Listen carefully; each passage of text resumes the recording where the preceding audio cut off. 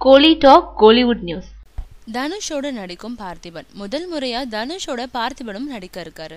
வெற்றிமாறன் தன்னோட 3வது படைப்பை சில தினங்கள் முன்னாடி கிழக்கு கடற்கரை சாலையில தொடங்கினாரு. தனுஷ் தயாரிச்சு நடிக்கும் இந்த படம் முன்னாடி சொல்லப்பட்ட மாதிரி மலை சார்ந்த பகுதியில நடக்கும் கதை இல்லைன்னு சொல்லப்படுது. வெற்றிமாறன் ஏற்கனவே உருவாக்கி வச்ச வட சென்னையை மையப்படுத்தின கதை தானா. வேல்ராஜ் ஒளிப்பதிவு, ஜிவி பிரகாஷ் இசைன்னு அதே பழைய டீம். ஹீரோயின் இன்னும் முடிவாகல. இந்த படத்துல தனுஷோட பார்த்திபன் மற்றும் பசுபதி நடிக்கிறதா சொல்லப்படுது. 2 பேர்ல பார்த்திபன் நடிக்கிறது உறுதி செய்யப்பட்டிருக்கு. 1000ல் ஒருவன் படத்துல பார்த்திபன் நடிச்ச வேஷத்துல முதல்ல தனுஷை நடிக்க வைக்கிறதா தான் இருந்தாரு செல்வராகவன். கால் ஷீட் பிரச்சனையால அந்த வாய்ப்பு பார்த்திபனுக்கு போயிடுச்சு.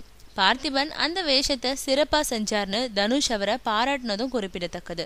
பார்த்திபன் இப்போ கதை, திரைக்கதை, வசனம், இயக்கம்ன்ற படத்தை இயக்கிட்டு வராரு.